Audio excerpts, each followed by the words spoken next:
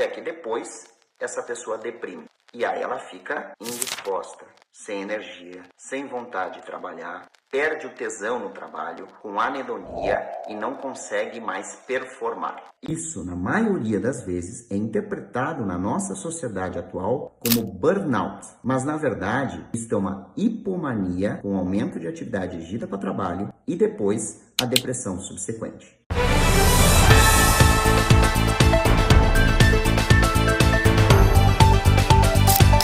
E agora, psicóloga? Socorro! Priscila, uma situação muito comum na nossa clínica diária são pessoas que têm um episódio de ativação, uma hipomania direcionada ao trabalho. Então, são momentos da vida onde a pessoa tem que entregar um TCC, tem que entregar um relatório, tem que atingir tal meta de venda, tem que cumprir o objetivo de tal compromisso e atingir uma meta inalcançável que muitas vezes foi estipulada por ela mesma. E nisso, ela tem um estado de humor eufórico com empolgação e entusiasmo direcionado ao trabalho. Junto disso, tem aumento de atividade dirigida e obstinação por trabalhar, trabalha várias horas por dia, pode entrar noite adentro com redução da necessidade de sono e ativação noturna. E trabalha muito, entrega muito e pode, inclusive, galgar posições de sucesso por causa disso. Inclusive, ser elogiado pelos seus superiores como um bom funcionário e que atingiu e superou as expectativas.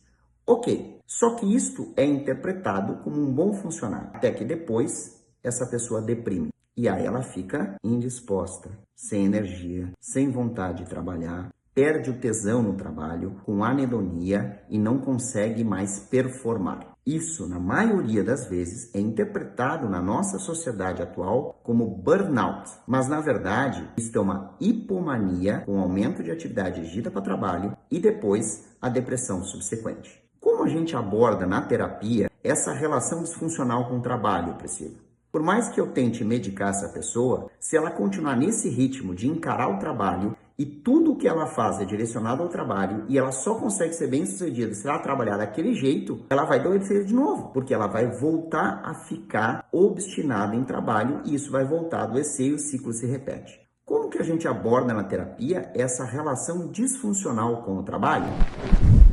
André, essa pergunta é muito importante porque a gente percebe realmente um padrão disfuncional na maioria dos pacientes que têm bipolaridade nos mais variados tipos, tipo 1, tipo 2, ciclotimia, em que o trabalho é muitas vezes ali o gatilho, forma de manifestação da doença. Então, o que a gente busca trabalhar na terapia é que essa pessoa perceba que a autoestima dela não pode mais continuar sendo validada somente através do trabalho e da alta produtividade. Então, essa pessoa, ela é muito validada socialmente, apesar do burnout que a gente vê, que todo mundo conhece, como uma pessoa que não dorme, que trabalha pra caramba, que consegue ser bem sucedida, e a maioria das pessoas não vem nos procurar porque não tá dormindo direito, porque não consegue parar de pensar no trabalho, mas geralmente quando começa a ter dificuldades de sustentar esse ritmo de trabalho. Então na terapia a gente vai ter que trabalhar muito para ela mudar os pilares de autoestima dela, para não reduzir a autoestima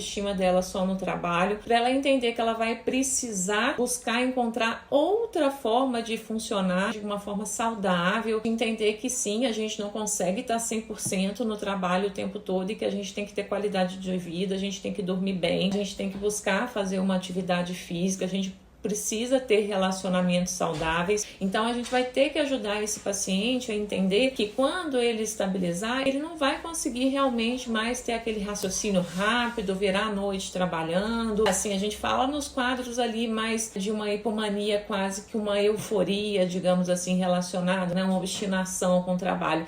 Mas até em casos mais leves, que a pessoa ela fica muito sensível à crítica, a qualquer sinal de rejeição, que ela sem perceber compete compromete com os colegas, tem muita dificuldade ali de trabalhar em equipe, porque ela entende qualquer dificuldade como vulnerabilidade, ou se eu mostrar essa dificuldade aqui, meu chefe vai me mandar embora, ou se eu não conseguir alcançar esse resultado, meu chefe vai mandar embora. Então, costumam ser pessoas muito críticas, rígidas, com dificuldade, às vezes, de, por exemplo, renegociar prazos, em casos extremos, até de não se permitir parar. Então, eu tenho alguns casos de pacientes que sofrem acidentes ou têm alguns problemas de saúde e que não suportam o parar de trabalhar para se cuidar, que ficam extremamente ruminando a respeito disso. E sabe o que muitas vezes esse paciente ele não percebe? Que essa forma de funcionar ele buscou desenvolver, até por conta, às vezes, ele não tinha muito clareza daquelas fases deprimidas. Ele ficava mais desanimado ali com o trabalho, que ele ficava pensando que,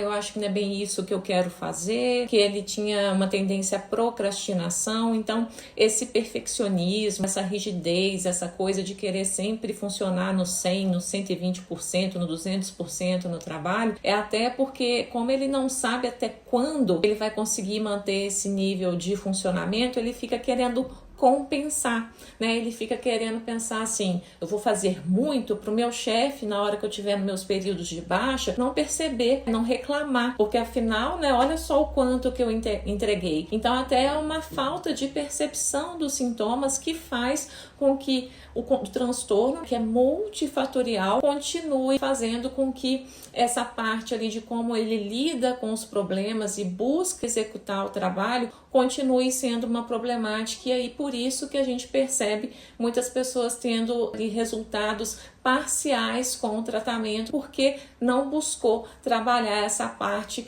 cognitiva, essa parte comportamental ao longo do tratamento. Inclusive, essa questão da dificuldade de continuar performando da mesma maneira costuma aparecer como resistência para fazer o tratamento medicamentoso, uma dificuldade de perceber ali as fases do tratamento, que a pessoa pode ficar um pouquinho mais sonolenta, mais lentificada, mas que faz parte do processo. Então, na terapia, a gente vai ter que ajudar esse paciente a flexibilizar a forma de fazer as coisas e de entender que, na verdade, é a nossa saúde física e mental que sustenta o trabalho e não o trabalho que sustenta essas outras partes. Então, a gente vai ter que ajudar o paciente a ter uma perspectiva diferente. Ele virar e falar assim, olha, né, a gente virar para ele e falar assim, o seguinte, olha, não vale a pena a gente continuar nesse processo de sim, buscar sempre alto desempenho e depois continuar nessa montanha russa, nesse sobe e desce. Então a gente vai ter que ajudar o paciente a perceber que essa forma de trabalhar o adoece, que essa forma que ele aprendeu a se ver e até a ser visto pelas pessoas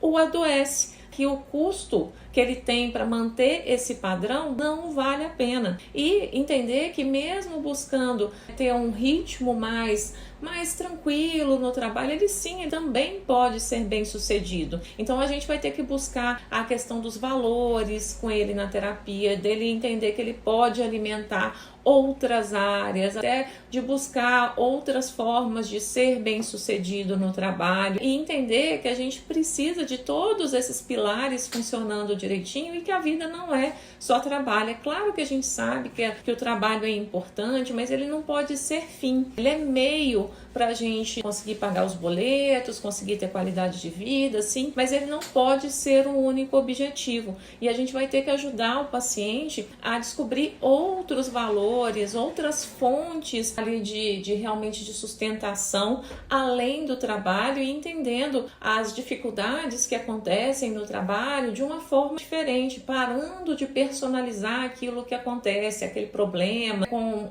eu não sou bom o suficiente. Então a gente vai ter que trabalhar bastante a questão da reestruturação cognitiva com esse paciente e de ter clareza dos sintomas e do custo que tem continuar escolhendo viver da mesma forma, como se não existisse a doença. Lembrando que o problema não é ter bipolaridade. Então eu tenho essa doença maldita que faz com que eu não consiga trabalhar como todo mundo trabalha. Não.